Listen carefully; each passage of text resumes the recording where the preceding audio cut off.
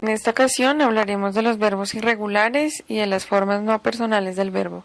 Imaginar cómo sería una lengua sin verbos, nos daríamos cuenta de que casi todas nuestras frases perderían sentido.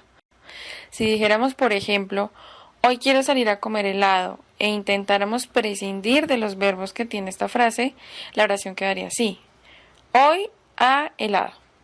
Como vemos, la oración no comunica nada en realidad, ni expresa ningún deseo. Es por esto que el verbo es una parte súper importante de la oración. Dentro de los diferentes tipos y formas de conjugación verbal, encontramos que los verbos también se pueden dividir en dos categorías, regulares e irregulares. Podemos identificar los verbos regulares porque se conjugan de manera uniforme, por lo que no se modifica su raíz. La raíz es la parte de su conjugación en infinitivo, que indica la acción que el verbo enuncia, y la terminación comprende las dos letras finales, como vemos en estos tres ejemplos, ar, ir. Aunque este tipo de verbo cambie su conjugación a otros tiempos verbales, como presente, pasado o futuro, siempre mantiene intacta su raíz.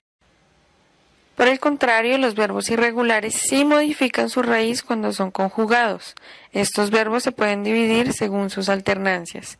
Las primeras son las heteróclitas, que modifican completamente su raíz cuando son conjugadas.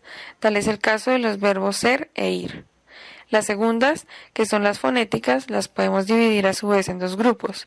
Las fonéticas vocálicas, en donde, pese a tener una mayor cercanía a la raíz del verbo, al ser conjugado, éste sufre un cambio de vocal.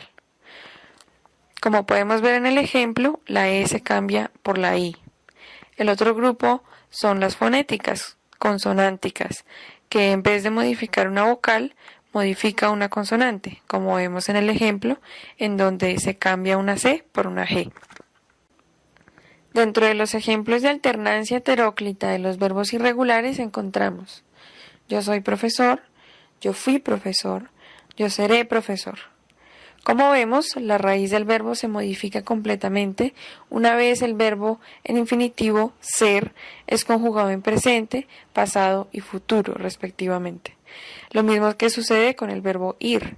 Dentro de los ejemplos de alternancia fonética vocálica tenemos tengo que poder y yo sé que puedo. En este caso, la vocal E se reemplaza por I. Finalmente, en el grupo de la fonética consonántica encontramos voy a hacer eso y yo hago lo que me gusta. Aquí el verbo en infinitivo hacer cambia su consonante C por G cuando es conjugado en presente.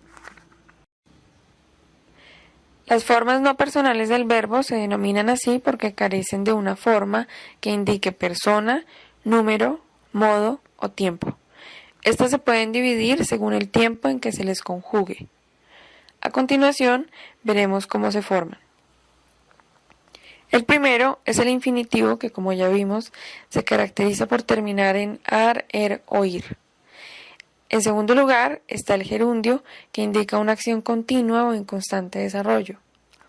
El gerundio es de naturaleza imperfecta, puesto que está expresando una acción no terminada. Por último, tenemos al participio, que indica la acción luego de haber sido finalizada. Los principios, en este caso, se forman añadiendo los sufijos ado o ido, que varía según la conjugación del verbo. Algunos ejemplos del infinitivo de las formas no personales del verbo son el cantar de las aves y me dedico a escribir. Como vemos, los dos verbos están escritos en infinitivo, debido a sus terminaciones ar e ir. En los ejemplos de gerundios tenemos, aunque él está leyendo, ella sigue haciendo ruido. En este caso, los dos verbos, leer y hacer, terminan con los sufijos ando. Para terminar la frase del participio, ellos han terminado sus estudios. El verbo termina con el sufijo ado y es antecedido por una conjugación del verbo haber. En síntesis, hoy aprendimos que los verbos irregulares, a diferencia de los regulares, modifican su raíz al conjugarse. Los irregulares se pueden dividir en heteróclitos y fonéticos.